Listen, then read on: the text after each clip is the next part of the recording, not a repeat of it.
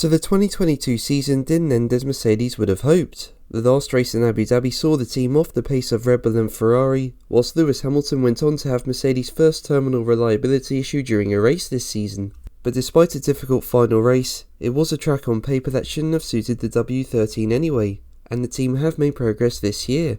And now Mercedes team boss Toto Wolff has revealed why Red Bull should be worried about next season, although Mercedes have also been given bad news for next year.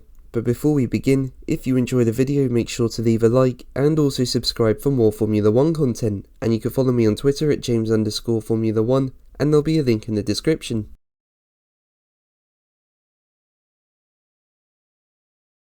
Now, as we know, Red Bull went on to be dominant this year, winning both the Drivers' and Constructors' Championship. Now, winning the Constructors' title means the team should have been allowed 70% of the full wind tunnel running for next season, which equates to 224 runs. But Red Bull breached last year's cost cap limit, and as part of its punishment, was handed a $7 million fine and a 10% reduction in wind tunnel time as part of F1's aerodynamic testing restrictions.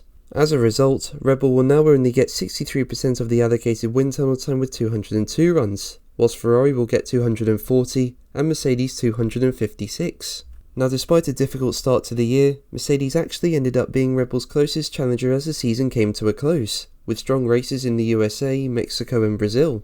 And Wolff believes that Red Bull's reduction in aero testing time can help Mercedes close the gap more to Red Bull next season. He was quoted by motorsport.com as saying, "I think how the aerodynamic regulations are designed and the penalty that they've gotten is 25% less wind tunnel time, and that can have an effect. The way the regulations have been set in place means there are teams that are further back who can really make a big jump compared to the front runners. That's also the reason why we'll see much closer championships in the future, because if you're last, you'll have 40% more. So clearly that's an advantage that you have to utilise." Now, it will be interesting to see how the reduction in aero testing will hurt Red Bull and if it will allow rivals to close up. Personally, I think the final developments of next year's car will probably be affected due to the penalty, although I feel Red Bull will still be strong in 2023. But Red Bull team boss Christian Horner believes that next year rivals can indeed close up. He was quoted by GP fans as saying, "When you win 17 Grand Prix, you can understand that hurts our opponents, and I'm sure they'll be even more motivated to become a challenger next year.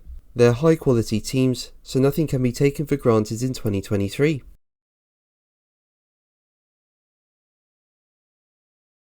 So as we know, Mercedes entered this year on the back of 8 Constructors' titles in a row, but produced a package in 2022 that, whilst looked good on paper, wasn't strong on track when taking into account bouncing and porpoising.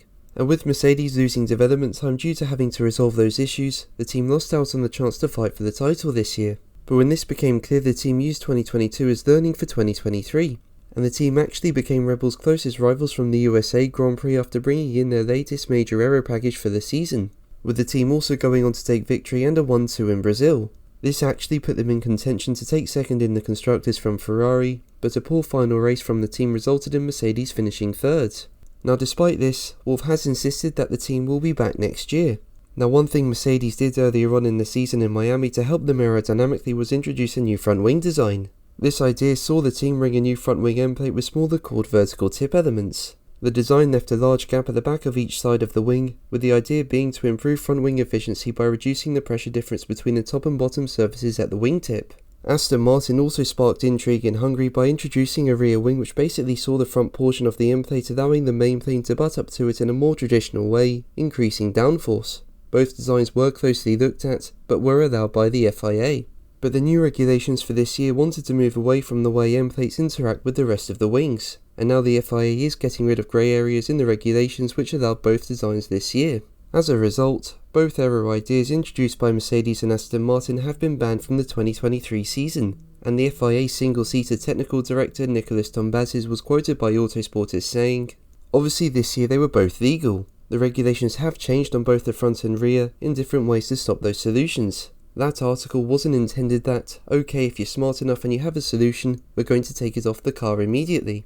It just gave an explanation about sometimes why we have to intervene with the regulations. But we've still done it via governance. We don't have the right to say, we don't like this, let's ban it." But guys, that's going to be the video from me today. Thank you ever so much for watching. Make sure to like and subscribe for more videos, and until the next one, take care. Bye.